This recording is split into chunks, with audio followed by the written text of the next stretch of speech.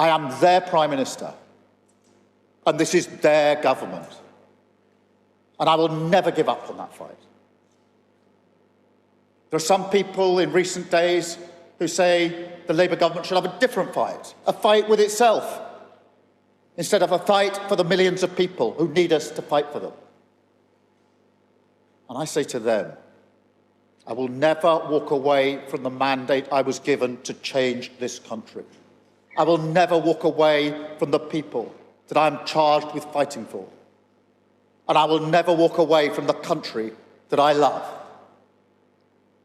And that is the country who I truly believe we are, a compassionate, reasonable, live and let live country, a diverse country, where given half the chance, we'll help each other out.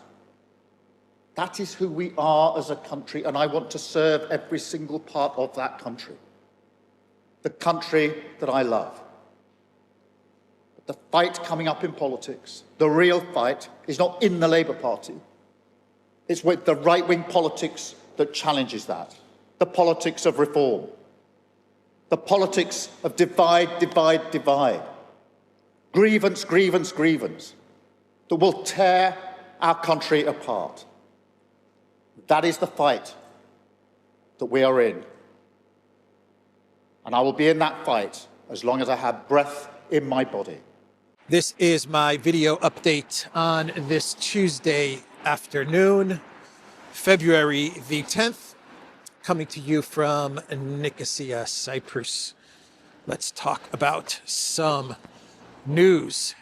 And let's start things off with the Epstein files and the push from Thomas Massie and Ro Khanna to unredact some of the names in the Epstein documents. Some of the people that are believed to have been accomplices of Epstein or co-conspirators. We're talking about 6 names that are currently redacted, but Thomas Massie and Ro Khanna, they have gone through the files and they have seen these names, these individuals. According to Thomas Massie, we're talking about very high-level, powerful individuals. And they were at the Department of Justice, and he said in 2 hours, they went through some of the documents, and they identified 6 names that they believe should be unredacted, and they cannot say the names because this could open them up to all kinds of legal liabilities. But what they will do is they will put this to the House, and then if this is discussed in Congress, in the House, the names can be revealed, and there will be no risk of any kind of lawsuit or any kind of legal liability. So that's the plan that Thomas Massie and Ro Khanna are thinking of putting forward. But the DOJ, they have revealed a name in one of these in many of these email communications, which allegedly could be an Epstein accomplice. I'm choosing my words carefully.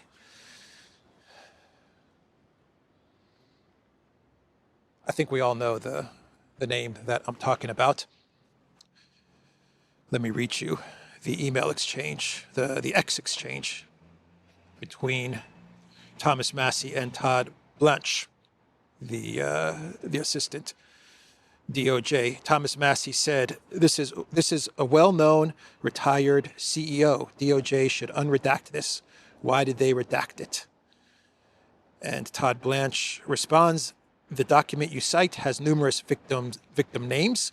We have just unredacted Les Wexner's name from this document, but his name already appears in the files thousands of times. DOJ is hiding nothing, for which Thomas Massie replies, in response to my posts on X today, DOJ, one unredacted an FBI file that labels two individuals as co-conspirators, unredacted a file that lists several men who might be implicated, and three tacitly admitted that Sultan Ahmed bin Salman was the sender of the torture video.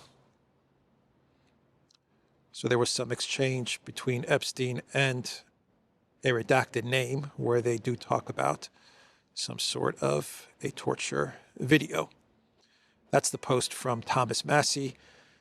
It's actually a complete thread that he posted based on the messages that were exchanged on X between himself and Todd Blanche.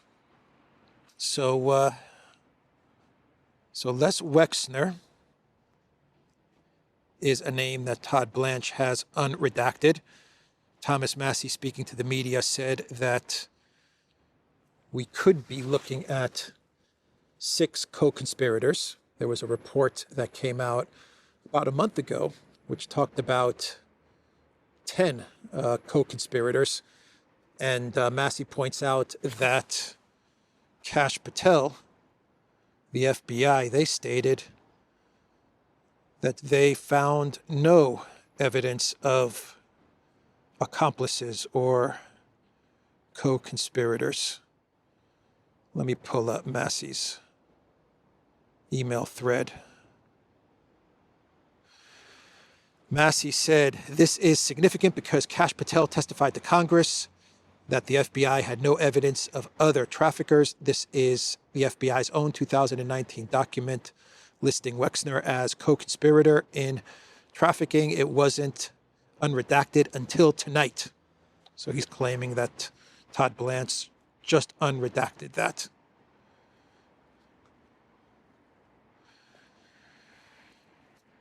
So they're going to take this to the House. I think that's the plan. And once they take it to the House, the names will be revealed.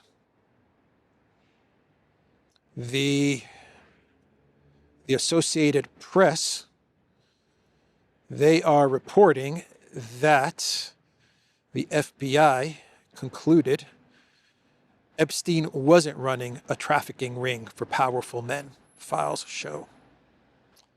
According to the Associated Press, citing the FBI, nothing to see here. It was all Ghislaine and Epstein.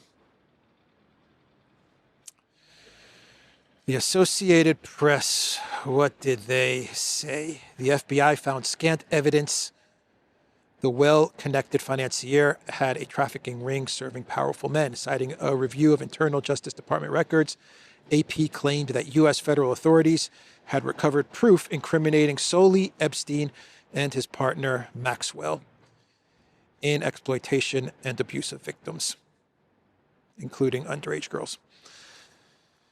Okay, that's the FBI, that's the Associated Press, right. We're supposed to believe that. That's the article that they published just the other day. Ghislaine Maxwell, according to CNN, she is saying that she will reveal everything. She will tell all if Trump grants her clemency.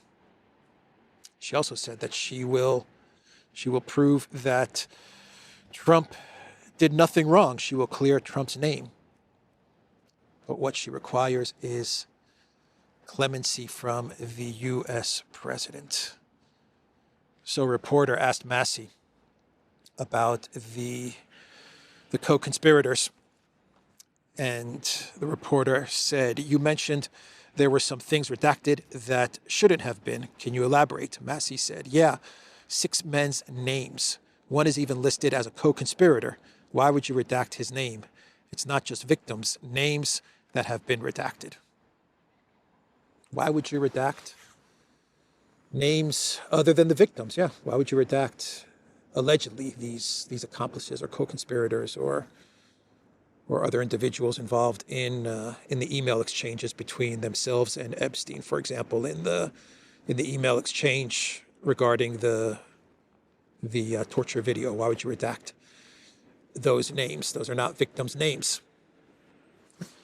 So that's what Massie said. There's a room that they set up in Congress, a viewing room, where you have to go between a certain time, if you're a member of Congress, and you can go to this viewing room. You have to leave all of your electronic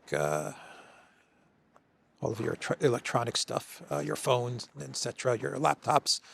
You have to leave that outside of the room. You can take notes, but once you enter the room, you can go through.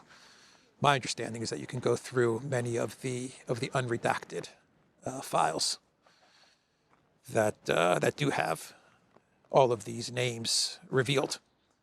So Massie has gone through these files.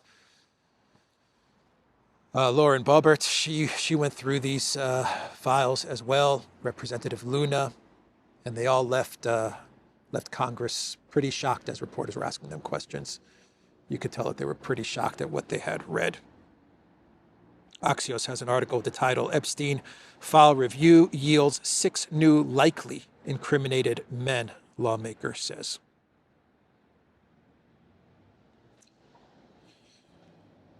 So a country that is getting slammed by the revelations in the Epstein documents is Norway.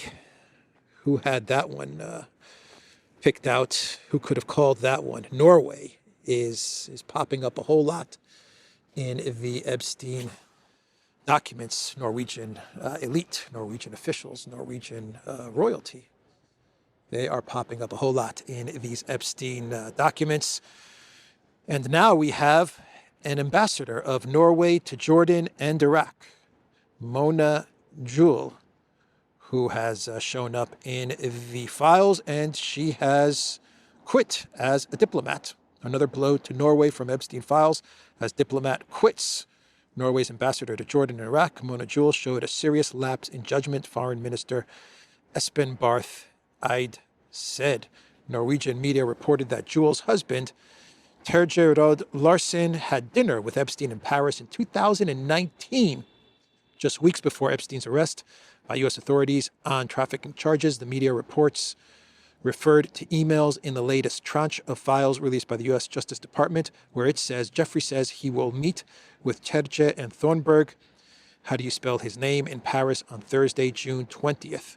Several other prominent Norwegians have appeared in the Epstein files, including Crown Princess Mette-Marit and World Economic Forum President and former Foreign Minister Børge Brende. Jagland, also a former Norwegian Prime Minister, is facing a police investigation over alleged corruption in relation to his contact with Epstein. You also have the Nobel Peace Prize, or someone associated with the Nobel Peace Prize, who has also been caught up in the Epstein files. That's a lot of high-level Norwegian elite that have been caught up in these files, and they've had to resign. The ambassador has had to resign. The WEF is going to investigate their CEO. We'll see how that turns out. And the Jagland, former prime minister, that guy is also undergoing an investigation. The Crown Princess, we'll see what's going to happen with the Crown Princess, but the ambassador, and from my understanding, her husband, to have dinner with Epstein in 2019, June 2019, just weeks before he got arrested. They knew everything about Epstein, but by then, absolutely, everyone knew everything about what was going on with Epstein. Everyone knew his whole backstory and all of that. And yet they still were ready to have dinner with the guy weeks before he was going to be arrested. What were all of the elite in Norway up to? What was going on with all of these elite in Norway? So let's talk about the European elite, since we're on the subject. Let's talk about the EU elite and their plan to fast-track Ukraine into the European Union. They're going to to put together a plan that is called reverse enlargement. Reverse enlargement is what they're calling it. No joke. This is what they're calling their plan to fast track Ukraine into the EU. Basically, the plan is this. You first enter the European Union. They give you membership into the European Union. And then you have to fulfill all of the requirements for the European Union. So the European Union has all of these requirements that can take many years, sometimes many decades, to fulfill. And then once you meet all of the criteria in finance and legal and all of these things, then you are granted membership into the EU. Well, they're going to reverse that. The EU and Ursula, they're reversing all of that. And now the plan for Ukraine is we're going to let you into the European Union. So you are going to become a member of the EU, Ukraine, and then you can start to deal with all of your fiscal, financial, judicial, human rights stuff, whatever. You have to go through the whole list and do all of these things. But you're in the EU, so no worries. That's the plan for fast tracking Ukraine into the EU. Unbelievable stuff. 5 steps to get Ukraine into the EU in 2027. Plans to bring Kiev into the tent before it has completed all reforms, and to remove Hungary's veto signal a sense of urgency in Brussels. The EU is hatching an unprecedented plan that could give Ukraine partial membership in the bloc as early as next year, as Brussels tries to shore up the country's position in Europe and away from Moscow, according to 10 officials and diplomats. And the plan is being dubbed reverse enlargement. And they say that this idea was first floated by none other than little Napoleon Macron. He's the one that came up with reverse enlargement. So there it is. The European Union now is a pretty easy club to get into. Pretty much anyone can join the European Union. They'll let you in, and then you can deal with whatever requirements they have of you at a later date. So that's how they're going to fast track Zelensky and Project Ukraine. And this is also how they are going to deal with Hungary and Viktor Orban, because Orban is a real big problem for the Brussels elite and their fast tracking of Ukraine, and they're getting money to Ukraine and continuing the conflict with Russia. It's Orban that is proving to be a real headache for Ursula and co. And so what they're going to do as they fast track Ukraine into the EU by 2027, they're going to first of all, they're going to see what happens in April, and they're pushing very hard for Orban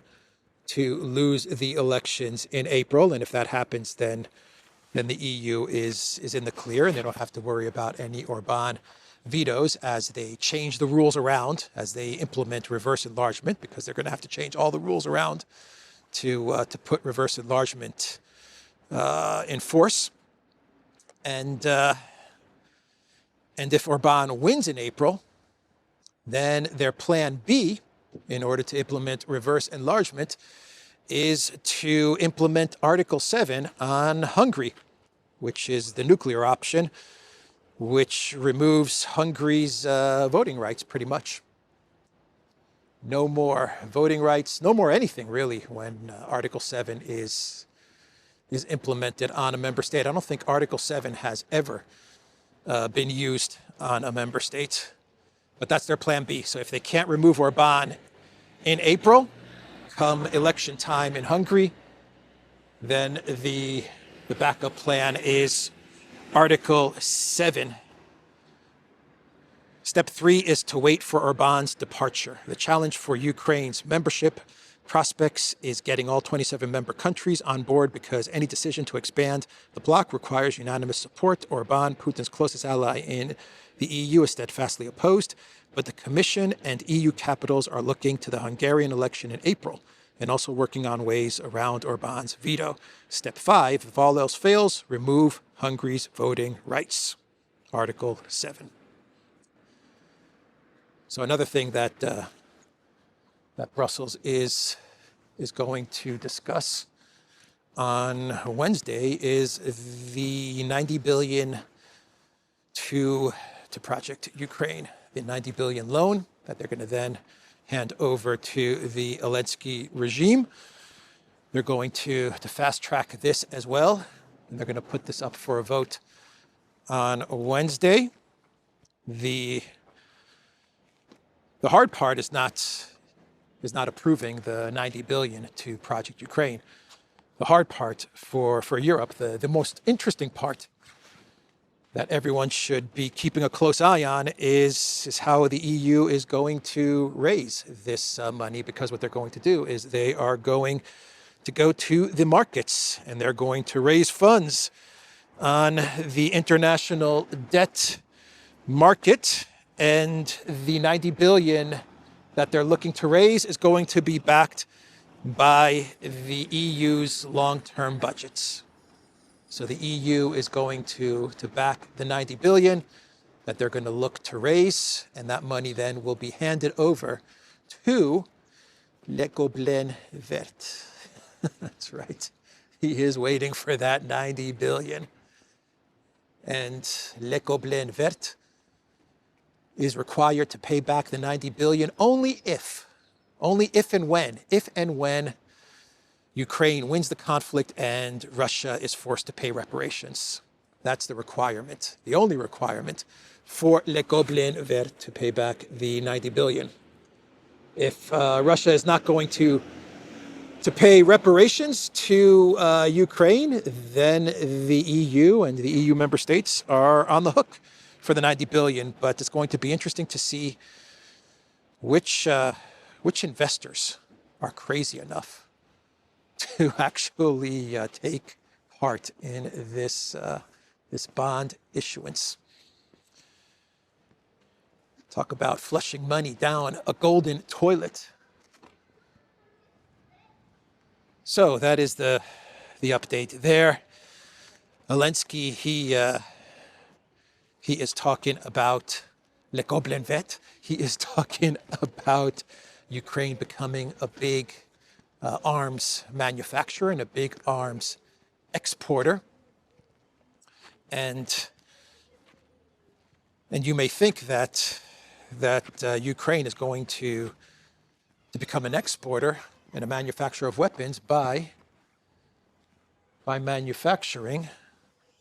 producing weapons in Ukraine. How are they going to do that? How are they going to set up production facilities and manufacturing facilities to make weapons and become this big weapons producer in Ukraine as Russia annihilates any manufacturing facilities that they currently have or plan to build?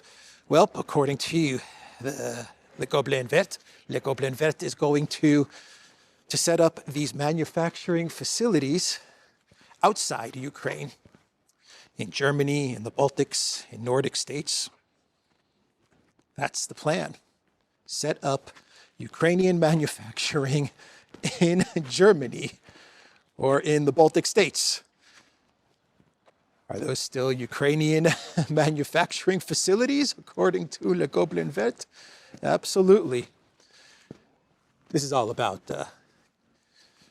washing the money, right? This is how you get the money to Ukraine and then get it back out of Ukraine. You put it into these facilities, which you claim are Ukrainian run and owned, but are located outside of Ukraine in other countries, in European countries, and that's how you set this whole thing up. Pretty clever mechanism, I have to say. But that's how you keep the washing machine spinning and spinning, right? So anyway, that's how Ukraine is going to become a military powerhouse, by setting up manufacturing facilities outside of Ukraine in third-party countries, in European countries. So now we know how the 90 billion is going to go in and how it's going to be taken back out. Pretty much that's what appears to be going on here. So the UK, they are looking at setting up a drone fleet in the North Sea that is going to monitor the movement of tankers in the North Sea, and if this drone fleet identifies any Russian shadow oil tankers, then the UK is going to seize those Russian oil tankers. This is the plan that the Royal Navy is putting together. The Royal Navy has drafted proposals for a command center for a remotely piloted flotilla of unmanned boats to police the North Sea. The drones are intended to gather evidence of illicit activities by tankers heading to and from Russian ports, which would form the basis for outright seizure of the vessels in the English Channel. Doesn't sound like a very smart idea from the UK, provoking Russia in this way. But that's the plan.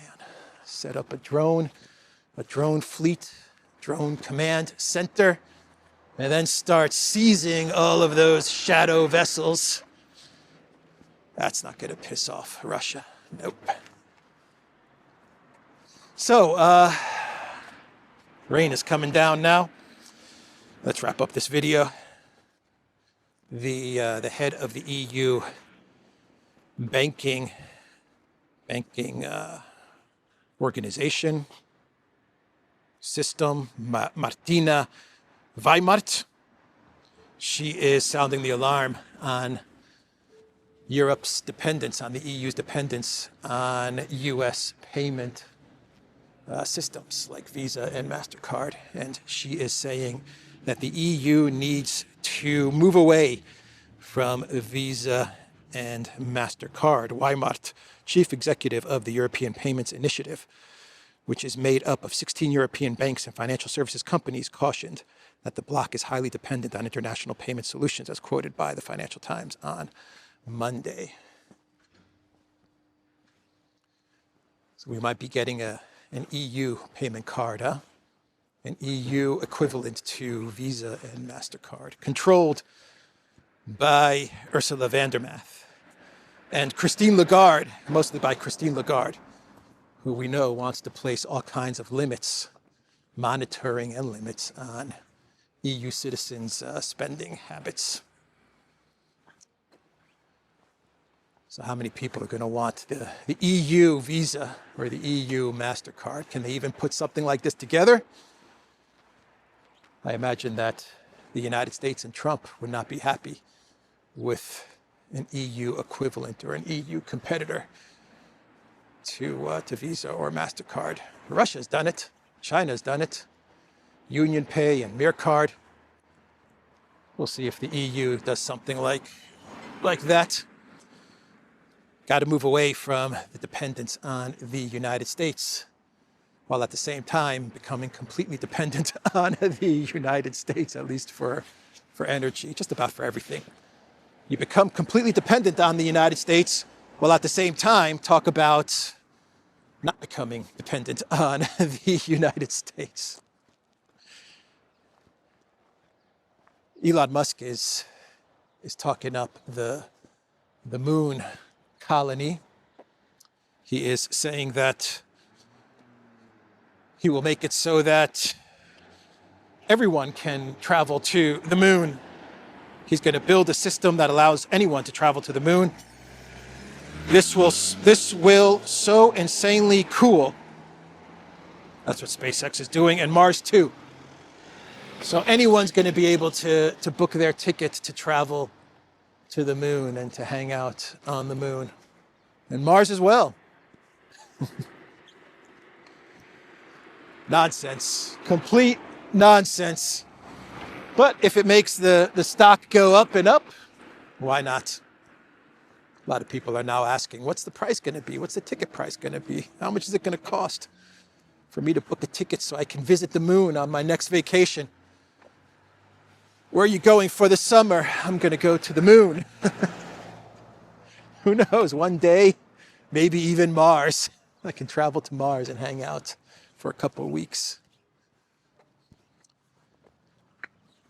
So should we do a clown world wrap this video up. So we had the Super Bowl on Sunday. Congrats to the Seahawks. Not a very exciting game, but the Seahawks were the better team, and they prevailed. They showed that. Very tough defense, the Seahawks, but Trump was enjoying the game with none other than Lindsey Graham. Why does Trump continue to hang out with Lindsey Graham? Lindsey Graham posted a photo of himself and Trump enjoying the Super Bowl with President Trump and team. POTUS is Reagan plus, a man of his word. Yeah, that's Graham's angle to get Trump to start a war with Iran. If I call him Reagan plus enough times, then I'm going to get Trump to agree to a war with Iran. That's how Lindsey Graham is working it. Netanyahu was supposed to go to the United States on the 18th, and I believe he's pushed it up, and he'll be in the U.S., I want to say tomorrow, either tomorrow or Thursday.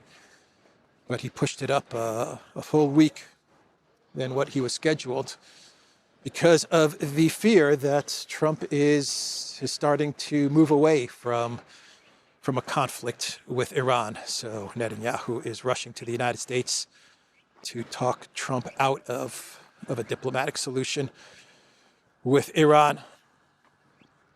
Always dangerous with Trump because it's always the last person that he speaks with. That's the decision that he makes. Right when he's very close to making a decision, whoever can speak to him last is usually going to get their way. So during the Olympics in Milan, in Italy, J.D. Vance was booed. And according to Kallas, who appeared on the Euronews Europe Today show. I didn't even know there was such a show. That must be a really interesting podcast, the Euronews Europe Today show. Anyway, Kallas was being interviewed on Europe Today show, and she was asked about J.D. Vance being booed at the Olympics opening ceremony. And according to Stunning and Brave, well, I guess we have heard a lot of not so nice words from the United States regarding Europe. Of course, our public also has a pride, a European pride. So it shows, she said. So she believes that the audience that booed Vance, they booed Vance because of their European pride. Yeah, okay. You keep on believing that. Stunning and Brave. I don't even know if Vance was booed, to be quite honest. I think he was, but I don't think it was because of the spectators' overwhelming feeling of European pride and angry with Vance because of what he said at the Munich Security Conference a year ago. I don't think that's the reason, if he was indeed booed.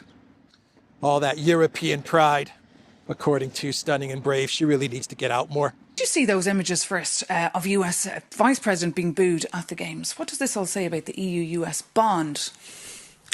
Well, I guess we have heard a lot of not so nice words from the United States regarding Europe. And of course, our public also has a pride, European pride, so it shows.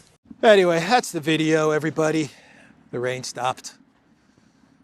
Hopefully the sun is going to come out, and that's a wrap on my end. The Duran.locals.com. We're on X, we're on Rumble and Telegram. Go to the Duran shop, pick up some merch. 26% off everything in the Duran shop. I will see everyone tomorrow. Take care.